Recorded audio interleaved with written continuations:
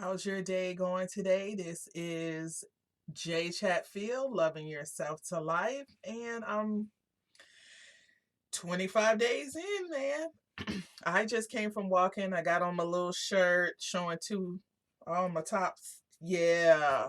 It's still pretty hot here in Texas. I know we're getting ready for the hurricane. I don't watch a whole lot of news, so I'm like trying to figure out what's going on, but I don't live on the coast. I live inland. And just there I've seen a lot of warnings and things go out. So I know something's coming. I just don't know where it is.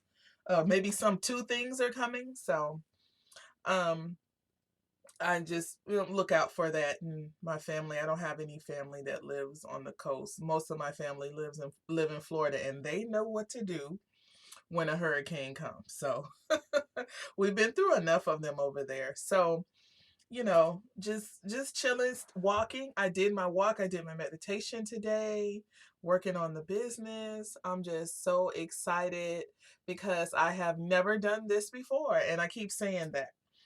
And a part of my journey has been evolution.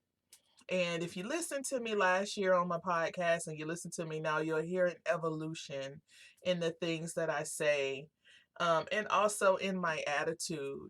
But when you evolve, everything around you must evolve. Everything around you must evolve. You cannot evolve and everything s- sits in the same spot.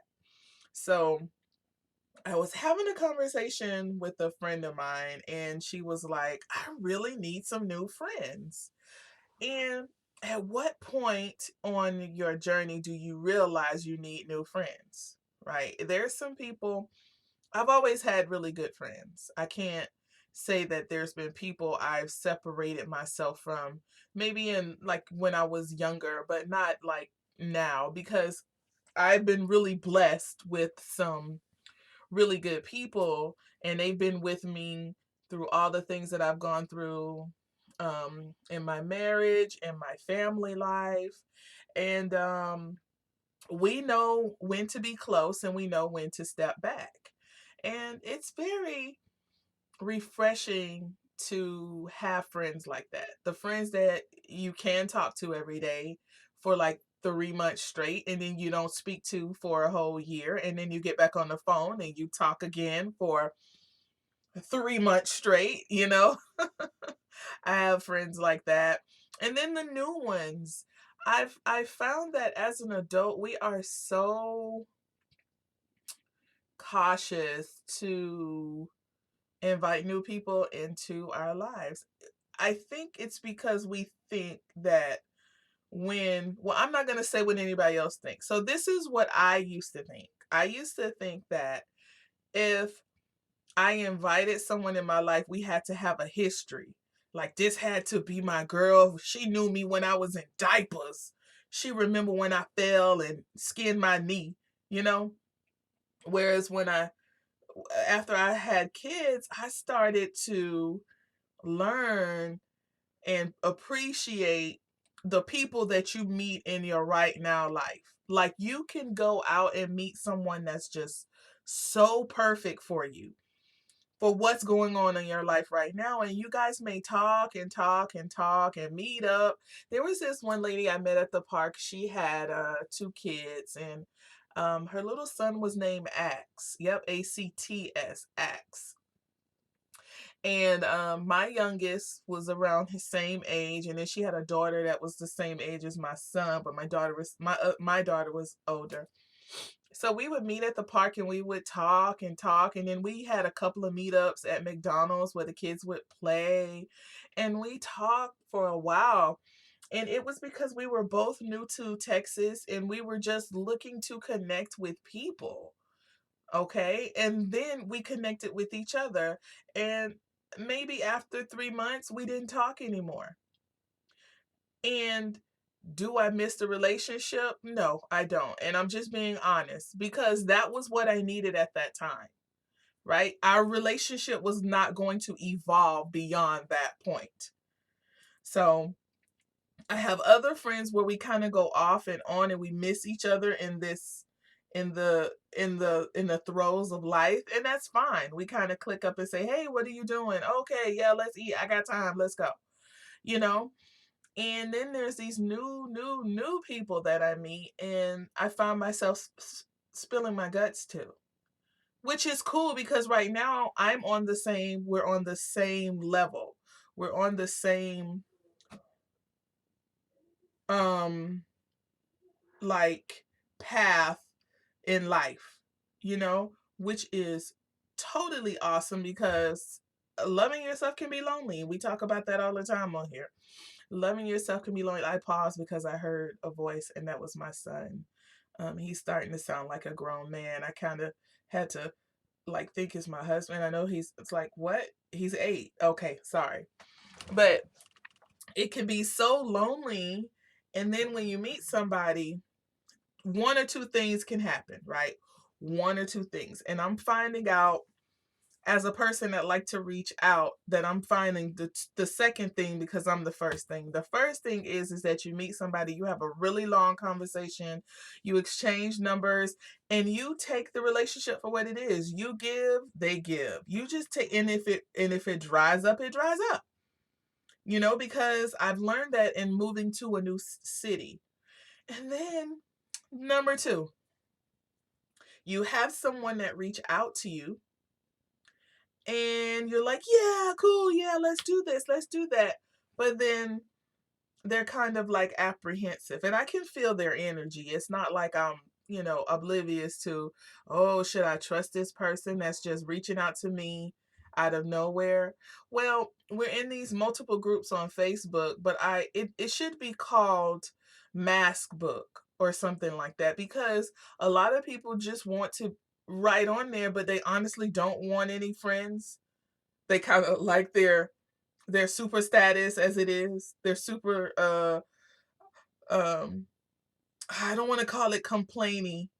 I don't know what to call it. Like they just want to be that person on Facebook, whoever that is, and they're really not looking to any relationships to resolve certain things or to get support in certain things. And I can't even blame them, because some people are just not at that comfort level of, like, my husband's not that person. He's not. We've been living in this neighborhood for almost 4 years. I know the neighbors on the street. You guys have noticed by now I am the social person. I won't call me a butterfly, but I am a social person and I care about people. And I care about people to the point that I want to know your name. So when I see you, I can say, hello, hello, Tisha. How's it going? How's the family? That's how I like to talk to people. My husband's okay with jumping out of his car, kicking the door closed with his foot, walking in the house, and doing one of them little head nods, and that's it. Nah, that ain't enough for me. And there are some people that are like that, and I just know that. But it's I reach out to people in there, and maybe it's creepy. I reach out to people all the time and say, "Hey, do you want to join me for an honest chat? We could talk about what's on your mind. You don't even have to show me your face. Like we could just I just want to know if you're mentally well, because the thing that you're writing about on Maskbook, um, I think is, I have something in common with you. I kind of been there, done that. I'm not offering you. I just want you to talk to get it off, because some people need to talk now. So I am a person that I know that has always been that way. Even when I was little, my aunt always told me I never met a stranger. And it has proved to work out for me. I don't know if I told this story, but as a crossing guard, I'm a little protective over the kids when I was a crossing guard. And a little protective over my kids. So when I see someone standing around where they cross, I'm like, I will, you know, slap you with this stop sign. I kind of got that katana moves. because I had two stop signs.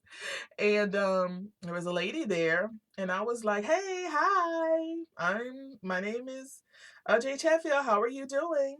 And she's like, "Hi, I'm just standing here. I've never been here before." And in my head, I'm like, "Yeah, I know you're. I've never seen your face." And she's like, "I'm here waiting on my grandson, and I'm from El Paso, Texas." And she's talking, and we get to talking and had a long conversation. Well, a week later, I'm sorry, my throat is yeah. Is that throat chakra thing? Is that how it feels? I went to the store and I had a nail stuck in my tire. I believe this is one of my earlier podcasts. Had a nail stuck in my tire, and you can hear it. Shh, somebody came in the store, like, and we live in a small town. Remember, hey, somebody driving a black Camry, and I'm like, yeah, it's like there's a nail in your tire. Well, it wasn't a nail; it was the gauge, the whole gauge that you would to read the air pressure. That's what was in my tire, and you can hear it go. I mean, it was loud. So my husband was on shift. My neighbors that I called on all the time, they were out of town, and another one was 60 miles away. Well, I'm in the parking lot. Well, I left my kids home. I just thought I was gonna run to the store, and it's getting dark. You know, I'm walking around, and guess who's standing there? That lady that I was like, "Hey, how are you doing?" She took me home. And I was like, man, see if I would have never. That's why I think things don't happen in a coincidental way. Somehow, some way, we have to take advantage of the moments that um